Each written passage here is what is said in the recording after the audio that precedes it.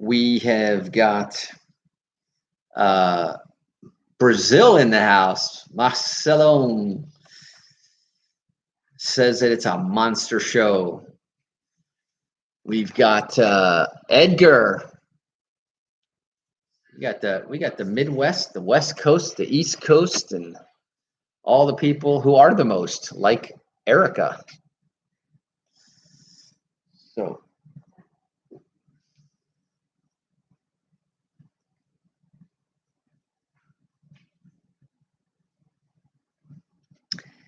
and welcome back. For those of you just joining us, you are listening to The Real Estate Show, South Florida's #1 program about real estate, America's longest running daily radio show about real estate. And today we're talking about what matters. The three most important things in real estate that matter when you're in acquiring is your down payment, right? The down payment. See, there's anywhere from 0 to 100%, but you will put a down payment, whether it's your down payment or somebody else's, OPM, other people's money. Then you've got the credit. You've got this is what our topic is this entire week. We're talking about this factor, one of the three most important factors. And the other thing is we're going to talk about next week, which is about the income and how you can juice up your income. And we're going to talk about lots of different ways. I'm going to give you some ideas there to help you out there. But so far, we're going to talk about ideas and what you can do about your credit. And the #1 most important number in most Americans' financial lives, which is their FICO score. Now, FICO is a copyrighted formula. It is a formula that is not public in terms of the calculations and what they do because it's proprietary information.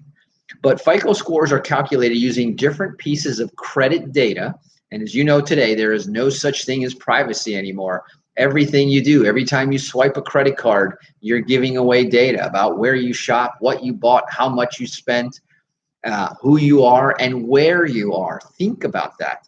Well, all this data is being collected, literally billions of transactions. Think about that. If in every town, in every city, in every store, billions of transactions are being tracked. They gather all the information and they send it to 3 credit bureaus. You got Equifax, you got Experian, and you've got TransUnion. They're the big 3, and they house the information. Well, FICO is a formula that's been widely adopted because obviously it is giving good information, but they take all these different pieces, bits and pieces of credit data, add them to your individual personalized credit report. Now you can imagine with billions of transactions going every day, is somewhere along the lines, somebody is making some mistakes. Sometimes it's the somebodies, sometimes it's the some things, i.e. the computers, the hardware, or the software. And think about this. How many John Smiths are there? How many Bob Smiths are there? How many times do people, turn around numbers for social security numbers or credit cards? The possibility of erroneous information is not small. It's actually pretty high. So it's your responsibility to monitor your credit score and know what it is. The credit bureaus, and there's been a number of laws that have been enacted because there's been so many problems with this. And it's been so important to have a good credit score because, like I said, you get turned down for job, insurance, loans, credit cards, you name it, that there are strict laws at what the credit bureaus have to do to fix it, but only if they're aware of it. So if they're not aware of it, they don't have to fix it. They're not going to get in trouble for a quote unquote honest mistake. So the data is grouped into 5 categories. And these 5 categories are #1, payment history. We're going to talk about that one first because that's the most important. Payment history, the history, how you make your payments on time. And that's why it is the #1 most important factor. And it actually carries about 35% of the weight of your entire credit score. So more than 1/3 of your credit score comes from your payment history. On-time payments, not on-time payments. Are you current? Did you did you go over 30 days over the deadline? You could be 30 days late. It tracks 60 days late, 90 days late, or more than 90 days late. And these things are all tracked, tallied, and numbered and reported on the credit bureau, and then they go into the formula. The second most important one is is the amounts, the balances owed, and how much you owe matters in a couple of different ways. Number one, what is the total amount that you owe? Number one. Number two is how much do you owe in relationship to how much you're allowed to owe, your credit limit. And the higher or the closer that you are to your credit limit, the more negative points go against you. So if you have a 10,000 point or $10,000 credit limit, you may not, if you go all the way up to the $10,000 limit, then you are going to be dinged, or they're gonna subtract points. The ideal place is to be at about 30% utilization. That's the word that they'll tell you. 30% utilization will actually increase. So it's not ideal to owe nothing because there's no data being generated. It's definitely not ideal to owe 100%. So the closer you are to that 30%, it shows usage. It shows disciplined usage of credit. And credit card companies, remember that, and they're in the business of lending. So they want to lend to people that do borrow, not people that don't borrow. And they want to lend to people that manage their finances very well. So first place, payment history. Do you pay on time as agreed? Number two, how you manage your balances. Now, next is going to be something that most people overlook, which is the length of credit history, right? The more seasoned that your credit history is, the longer that you've had credit history, that the longer that they can track you for, the better. And so one of the things that people do is they think, well, I've got too many open credit cards that I've had for a long time, but I don't use them anymore.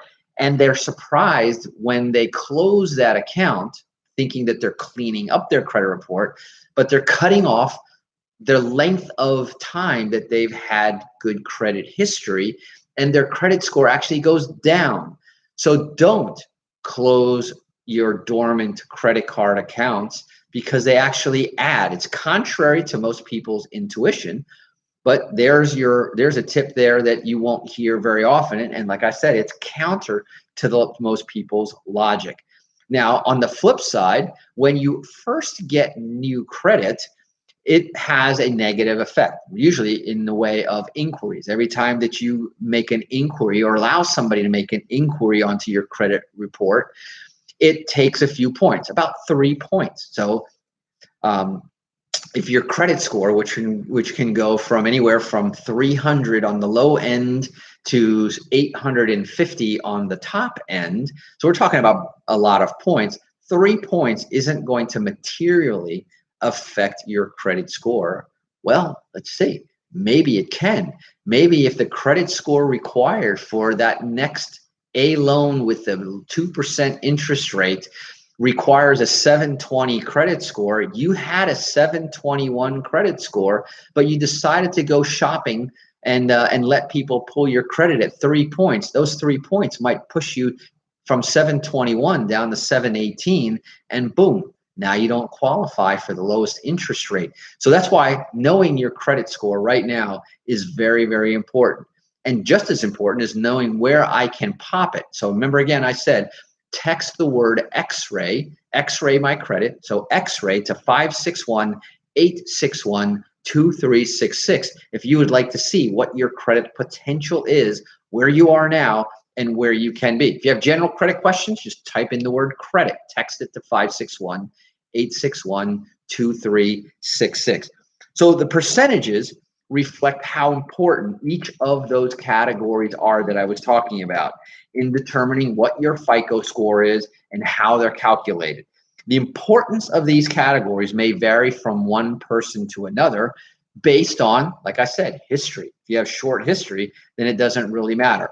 Now, the other thing that matters is the credit mix. And this is another one that very few people talk about and most people don't understand. But what type of credit you have And the mix of the type of credit you have can also affect your credit score. So your FICO scores, and like I said, FICO is a copyrighted, patented formula that is specific. And by the way, you may also not know, but do you know that there's not just one FICO score? There is an auto FICO score. There's a real estate FICO score. There is a credit card FICO score, and there's about 8 different versions of the FICO score.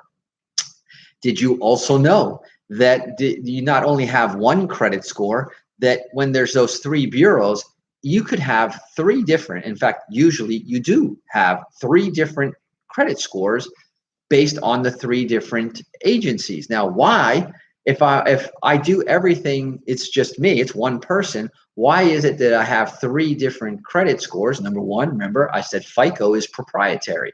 Number 2 is that not all sources of information subscribe or pay a fee to report to all 3 of the different bureaus. So some may only report to 1, some may report to all 3, some may report to 2. And so you're going to have varying numbers. So when you get a mortgage, for example, they're going to pull what's called a tri-merge. In other words, they're going to pull the data reported by all 3 of the bureaus into one single tri-merged report, and then they will take they'll go off of your middle score. So they'll ignore the low score, they'll ignore the high score, and they'll take your middle score in many or most cases. So you see, there's not only a science in the math and these formulas and so forth, but there's also an art to this whole conversation about credit. So your FICO scores consider both positive and negative information in your credit report. Late payments will lower your FICO scores, but establishing, or better yet, re-establishing a good track record of making payments on time will raise your scores. And that's one thing that we can do very well at, is helping you how to raise that. You know, one of our sponsors, timetofixmycredit.com, is a great source for how to reestablish, reconstruct, or in some cases, people may also not know that it's better to have bad credit than no credit. Yes, remember, who wants this information? Who's paying and subsidizing these credit bureaus to collect all this information? Are the people that want to lend. And the devil you know is much better than the devil you don't know. So if I had to choose between great credit, bad credit, and no credit, well, that's the order that I'll lend to. First to the great credit, the bad credit, I know what kind of credit they do pay on and they do respond to, or how much I can afford to risk on them. Whereas no credit, they have no idea. So the importance of credit categories will vary by person also, which is kind of interesting. The credit scores are unique. I talked about that in the different bureaus. They're calculated based on the 5 different categories, based on who reports to which bureau. But for some people, the importance of these categories can be different. And we're going to talk more about that during the week. We're also going to talk tomorrow as our midweek report. I'm going to talk to you a little bit about how credit is in the marketplace. So now you can start thinking about where you fit into the big picture. But what really matters when it's time for you to apply, it's the little picture that you find yourself in and what your credit score is. So remember, if you want to get more information, learn how to pop your credit score and raise it in a short 30 days. If you want to know how to fix it for the long run, type the word credit to 561-861-2366. That's 561-861-2366. We're going to show you how to get the right credit, the best credit that you can get. We're going to show everyone. Remember, we're still on that mission to put 100 new first-time home buyers in a home this year. So help us out. Text the word credit to 561-861-2366. But the music is in, and that means that I'm out of time for today's 2 tools, tips, and techniques. But we'll be back again tomorrow and the rest of the week, live at 5 each day. So until then, this is your host, Eric Willner, signing off. Remember to drive safe, wash those hands, make it a great day.